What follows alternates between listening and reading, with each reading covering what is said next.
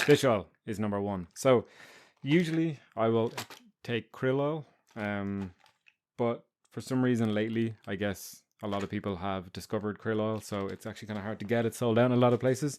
So I got some cod liver oil instead, but they're nearly done, and I'll be back to the krill oil. Krill oil is the only thing that I take kind of consistently long term. I think everybody should be taking it just for general joint health and health. Omega 3s are kind of lacking in our diet, but if you have arthritis, I think it's pretty essential that you take some sort of omega 3, fish oil, krill oil, whatever it is. And if you're vegan, maybe you could give krill oil a pass. It's that important. Although there are some plant based alternatives. I had this stuff called Udo's oil that I was taking for a while. And that kind of more or less did a similar thing. But this stuff that I'm taking, not sure if the camera will focus. This is 60 capsules. It costs like 22 euro, so it's not cheap. But that will do me for a month. There's some people, and I've read in places that you should take kind of krill oil or fish oil on an empty stomach first thing in the morning and then not have any liquids after for a while. This stuff it says to take on an empty stomach, but this stuff it says to have after a meal. So I don't know what's the best way to take it. Personally, what I normally do is I will get up in the morning and I will just take 2 of these straight away.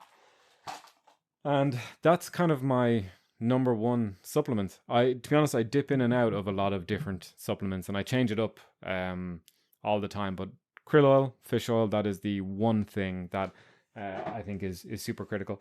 Another thing I do try to be consistent with is vitamin D3.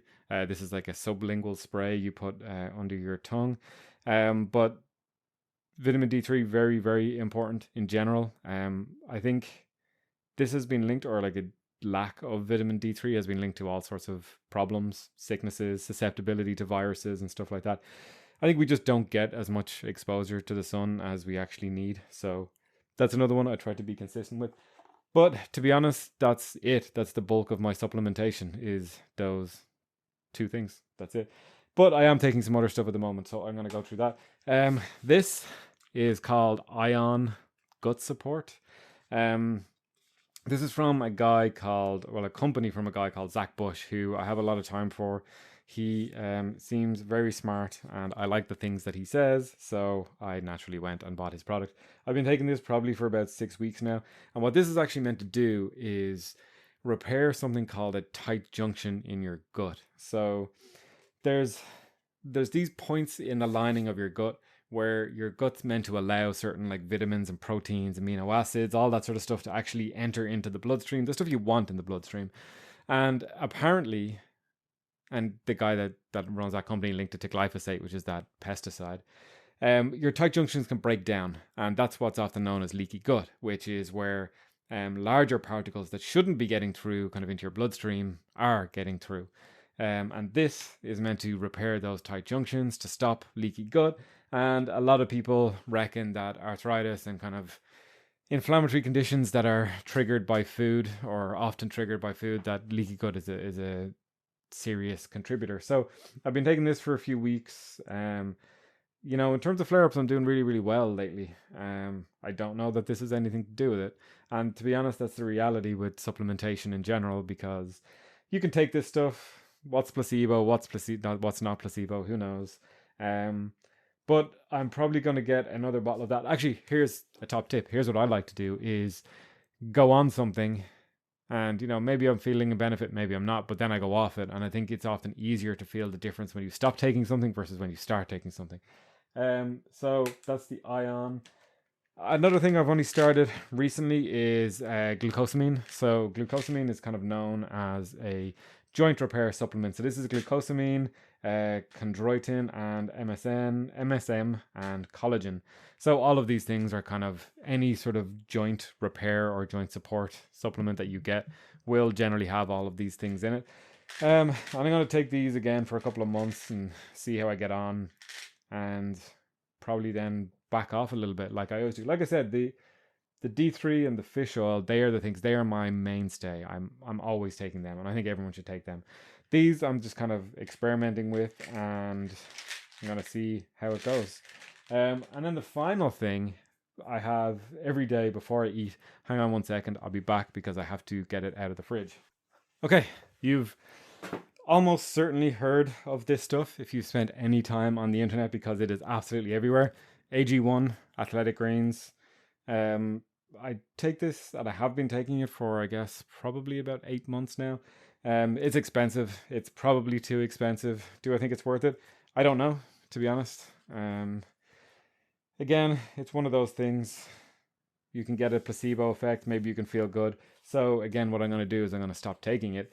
This is my last kind of supply of it. I cancelled my subscription. I might go back on it in the future, but back on it. I'm making it sound like it's some sort of hardcore drug routine. But I might renew my subscription in the future. I'm interested to see if I stop, do I notice a difference? Because again, that's kind of where the value is. And what I always do is I mix in some of this into my AG1 shake, which is a high grade turmeric blend. So I picked this up at the Bloom Festival in Dublin, which is a festival about plants that has all sorts of health and wellness stuff going on there. And this guy did a sales pitch and he sold me on the benefits. I mean, we all know turmeric, its anti-inflammatory properties and all that sort of stuff. So again, I said I'd try it out. So I'll probably wrap up on these two around the same time. And I'll see, do I feel a difference? Do I notice anything? Again, I will dip in and out of supplements, but the main one, krill oil. You've got to take krill oil. I'm going to put this back in the fridge. 1 second. And that's it. That is my supplements. That is basically all of the supplements that I take for self-managing arthritis. I have psoriatic arthritis, which is an autoimmune condition. It is chronic inflammation, as is typical with a lot of different types of arthritis.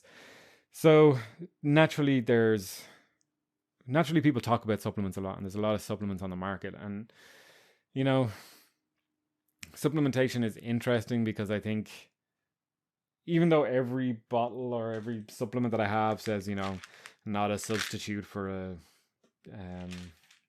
varied, balanced diet, all of that stuff, I still can't help but feel like there's a thing that goes on in our brain where we're like, okay, I know they're saying that, but the science is there, and this is anti-inflammatory, and this is going to work, and this is going to help me. And it's nice to think that, but I think there's probably limited value in a lot of supplements. I think the reason, again, from a self-management point of view, I'm not really taking any drugs. I take the odd anti-inflammatory. What's really important is the consistency. I've said this before. I mean, I treat managing arthritis as a full-time job. I have 2 full-time jobs essentially. And it is a full-time job because I have to show up every day and I have to do the work. And the work involves moving, exercising, trying to reduce stress. Breathing helps with that. Trying to just avoid stressful situations helps with that. I really put a lot of effort into sleep, and I'll share a link to a study actually that I found, which had really, really interesting findings around sleep and arthritis. And I think sleep is absolutely huge. I do take some probiotic stuff, like I'll eat kefir, I don't know how to pronounce it, and sauerkraut all the time. And I just eat whole foods, plants, fish.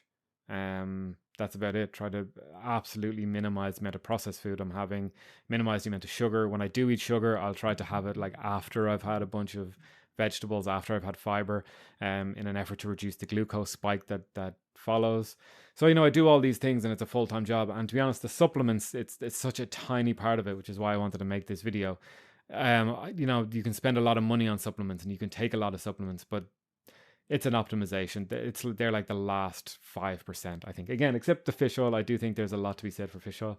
And there's a lot of athletes, Olympic lifters, jiu-jitsu practitioners. All those people swear by krill oil and fish oil, and I think there's something to that, right? People that are routinely putting their joints through some pretty sketchy situations like jiu-jitsu. I think you should trust them when they say a supplement is helping. I don't take protein. I don't think anything else like that. Again, I try to just get everything through whole foods, and it just goes back to, I try to walk every day, do mobility and flexibility work, eat right, stay on top of my sleep. I just make all of these things a priority. And the supplements, I've got quite a few going on there, but like I said, generally I'm only having AG1 and the fish oil. And that's more or less it. And the fish oil is the only consistent thing that is always there, that I'm always make sure to have in my routine. If I'm traveling, I'll bring some. And yeah, that's it. So again, supplements, very easy to get caught up in supplements, very easy to kind of in the back of our mind convince ourselves that we've got some sort of miracle cure there. And, placebo effect, hey, if it works, great. But the real value is in the work. It's the showing up every day and the really trying to get on top of this disease and stay on top of it. One thing to watch out for that I'm always very conscious of is that when I'm feeling really good is when I'm most likely to slip from my discipline and routines.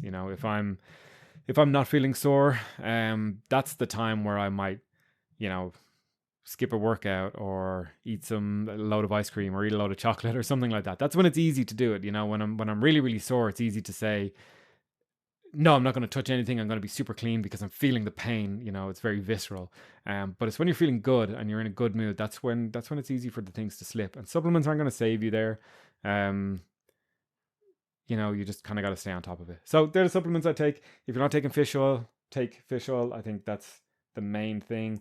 And then experiment with some other things if you really want to. Like I said, it's the last 5%. I firmly believe it's all the other stuff is where the real value is. And yeah, that's all I've got for today. Thank you for watching.